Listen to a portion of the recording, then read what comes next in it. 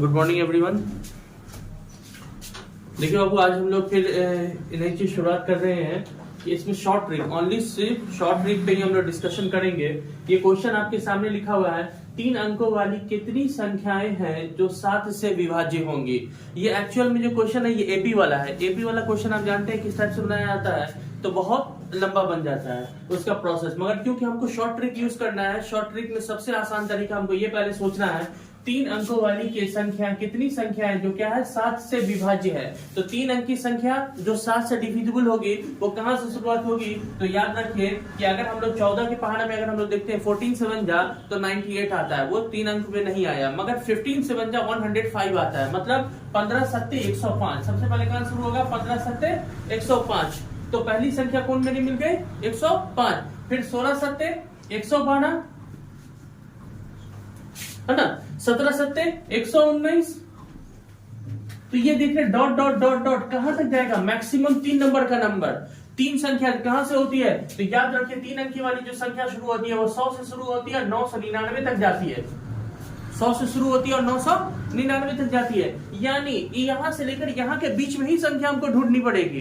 तो यहां से लेकर यहां तक की अगर हम लोग बीच में संख्या ढूंढे तो हमको ये देखना है 105 112 191 मिल गया मेरा। अब हमको क्या चाहिए, तो ये लास्ट वाली संख्या चाहिए। तो लास्ट वाली में हमको क्या करना है, कम करना है, घटा हुआ संख्या देखना है। तो याद रखिएगा कि 7 से आखिरी वाली जो संख्या होगी 994 होगा।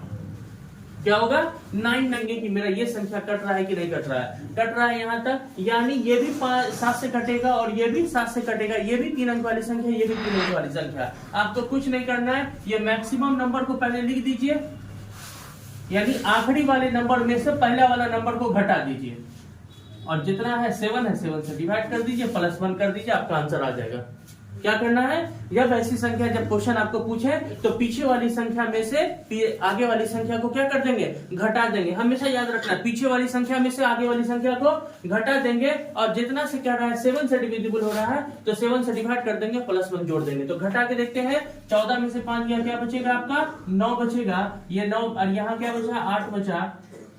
अब यहाँ बचा ये भी क्या हो जाएगा 8, 9 में से क्या नीचे में बचा 7 +1। अब इसको काट दीजिए, कैसे कटेगा, ये 7 से कटेगा, 7 1 जा 7, फिर ये बचा 7 2 जा 14, फिर 7 7 जा 49, मतलब 127 और +1, यानी आपका आंसर हो जाएगा 128।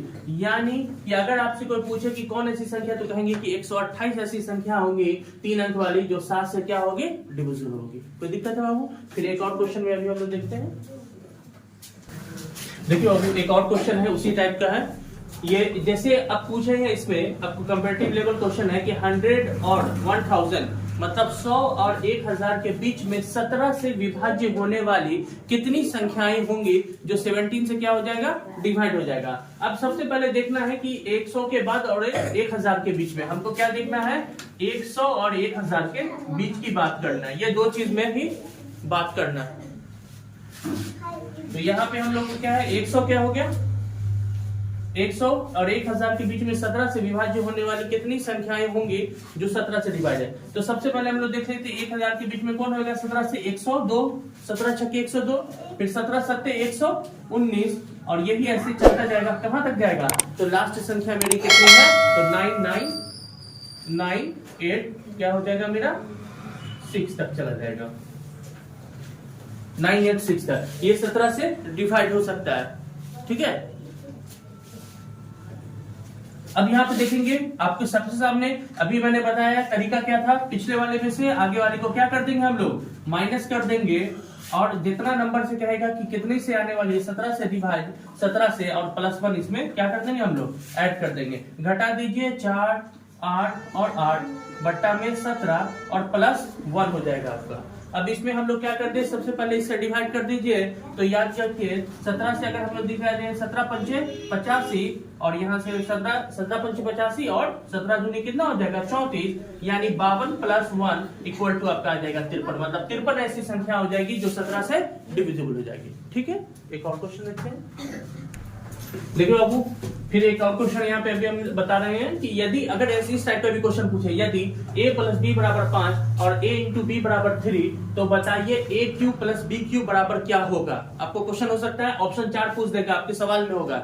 ये कंपटीशन है, जैसे एसएससी वगैरह में भी पूछता है और अभी सीटेट वाला एग्जाम में भी।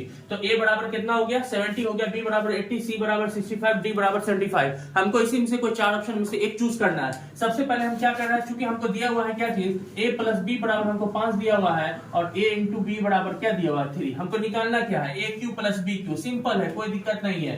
a प्लस बी का होल क्यू का फॉर्मूला क्या होता है, तो यहाँ पे लिखेंगे a प्लस बी का पावर 3 यानी a cube minus 3ab into में a प्लस बी। ये फॉर्मूला होता है बाबू, ये फॉर्मूला होता है, इसको बस याद रखना है, बाकी आपका सब बन गया। यहाँ देखिए a प्लस बी बराबर कितना दिया हुआ है 5, तो यहाँ देंगे 5, उसका पावर कितना है 3, फिर 3, a इंटू बी कितना दिया हुआ है 3, तो 3 दे देंगे। a प्लस बी कितना दिया हुआ है 5, 5 दे देंगे।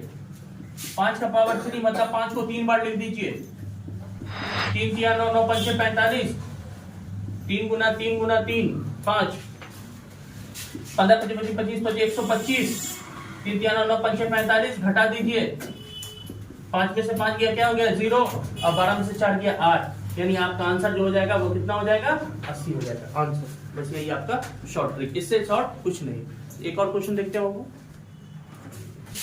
देखिए बाबू एक और क्वेश्चन है, जैसे इसमें अगर इस टाइप का भी क्वेश्चन आपसे पूछ सकता है कि ये जनरली टीचर्स वगैरह का भी इन्फ्लुएंस हो रहा है और एसएससी वगैरह में भी ज्यादातर ये क्वेश्चन पूछता है। तो कह रहा है पहली संख्या रेशियो है दूसरी, मतलब पहली संख्या का अनुपात दूसरी संख्या अनुपात और तीसरी संख्या अनुपात बराबर क्या दिया हुआ है 1, 3 और 7 दिया हुआ है। तो आपसे पूछा है कि एलसीएफ बराबर, अगर एलसीएम कितना होगा 336, तो एचसीएफ क्या हो जाएगा। तो आपके सामने रेशियो है ना, पहले रेशियो का पहले एलसीएम ले लीजिए आप, पहले रेशियो का एलसीएम।